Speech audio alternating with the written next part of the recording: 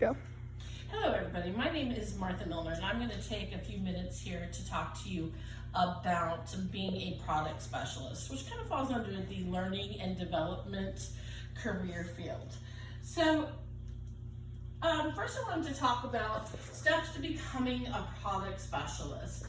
So if you're looking at this as a career choice, you might be saying to yourself, well, how do I do it? Where do I start? Well, a lot of times when you're looking, you do see that education can vary, and it is anywhere from having a bachelor's degree in science, but there are also some that start off with those that just have a associate's degree in science, and a lot of times it's not even specific to one type of degree. You could have a degree in nursing and still be a product specialist in that field, or in IT field. But most of the time, as I'm saying, it is an AS degree as well as having hands-on experience. So it is a field where you can work your way up, as well as a complete understanding of all aspects of adult learning. So we're going to get a little bit more detailed into that, about what I mean when I state adult learning. And then finally, timeline for becoming a product specialist. It can be anywhere from 2 years to 4 years, really on what you want to specialize in. Certain skills for this career that you want to possess are going to be, you want to be analytical. It is definitely a very analytical field, as well as kind of, because you also want to think outside the box kind of person. Interpersonal skills.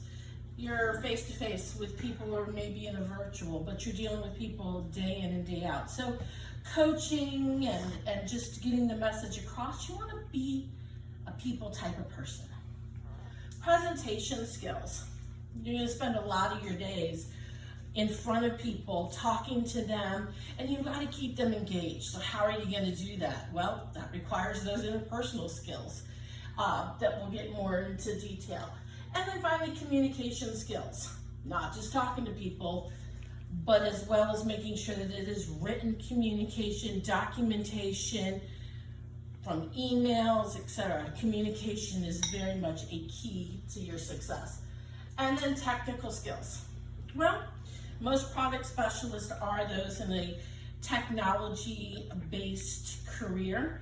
So a lot of being able to know and keep abreast of technology as it continues to grow, as well as being able to be hands-on and know the inner workings of it. So I want to talk a minute about analytical define. What it means is when you collect data and analyze to come to a solution of a problem, right? So you're constantly, as a product specialist, presented with problems, and how are we going to fix them? So we don't just jump to conclusions. We gather everything that we can and then lay it out before us and make a path forward. So the ability to think outside the box, I was saying that before. It's not always black and white. You have to be able to look a little bit deeper, so it's not, it's outside of the box, the bigger picture, all of those metaphors that we hear, they all are going to come in handy through this career. And then you have your interpersonal skills. Well, how many of you ever had, it's, my way or the highway type of, somebody who's had that approach before? It doesn't really work.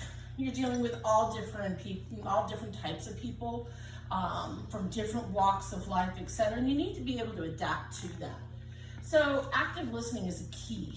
Most of us know what active listening is, but not everybody does it as easily. So human nature is when somebody else starts to speak is for us to already be thinking of our response. Well, you've just terminated your active listening.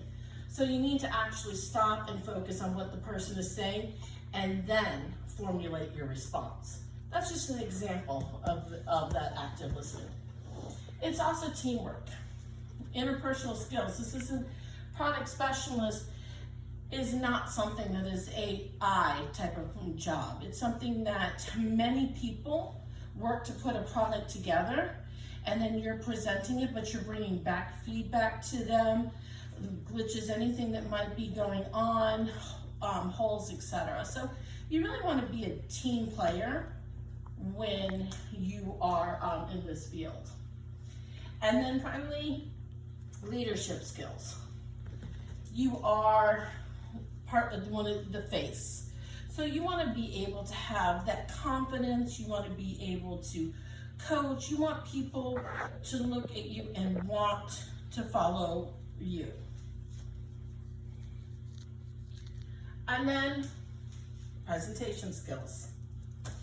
So when you're sitting in front of people, you want to be able to have that ability to interact and keep people engaged. You don't want Sally in the back to be asleep and drooling on her desk because you've lost her. So you need to be able to keep people engaged. Communication skills, well, it's the way, as I said, it's the ability to communicate. And so that's going to be everything from your ideas, being able to do goals, timeline, budgets, materials, and being able to not only do those things, but be able to communicate those needs and what needs to be done to others. And then finally, we have technical skills. You have to have that STEM in your background. You have to be able to really understand the inner workings of technology and the programs and hardwares and softwares, etc., in which you deal with on a daily basis. But I have to tell you all really the truth of the matter. You have to have the ability to accept change. It's a constant revolving career. There's always something that's changing, a new skill set, a new methodology, a new way. So you need to be kind of like this chameleon on here and be able to change with whatever is thrown your way. So I want to thank you for taking the time to hear about that really exciting role as product specialist. It can be a challenging but often a very rewarding career.